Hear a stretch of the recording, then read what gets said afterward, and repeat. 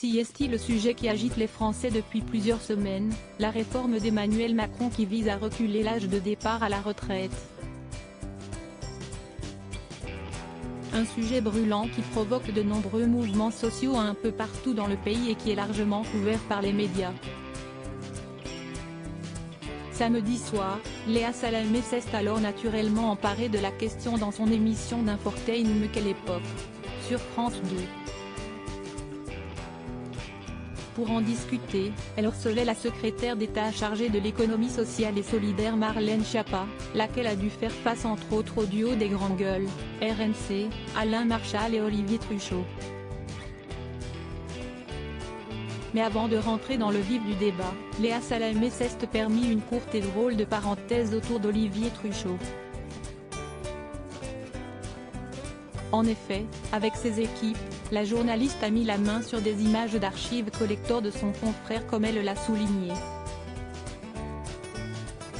On a retrouvé Olivier Truchot lors de sa toute première télé. Je suis désolée, si est tellement collector qu'on se laisse repasser 3 fois au répé.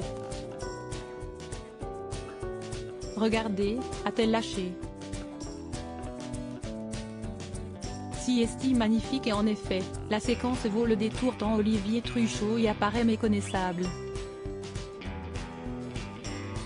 Tournée approximativement en 1994, elle met en scène le journaliste dans une voiture, dotée alors de grandes lunettes sur le nez et les cheveux plus longs et bien noirs, et en train de couvrir des bouchons pendant les grandes vacances. À l'époque, il travaillait pour la radio Autoroute FM et ce reportage avait été diffusé dans le JT de 20h de France 2.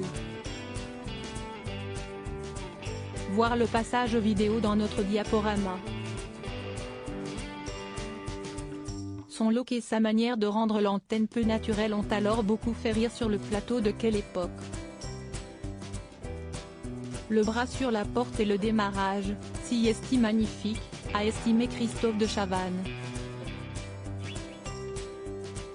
Olivier Truchot a de son côté été amusé par un autre détail, je démarre la voiture, mais je n'ai pas mis ma ceinture. Enfin, son binôme Alain Marchal a souhaité mettre en avant le téléphone filaire qu'Olivier Truchot utilisait pour communiquer. De quoi permettre à la nouvelle génération de découvrir ce que c'était que le téléphone portable de l'époque.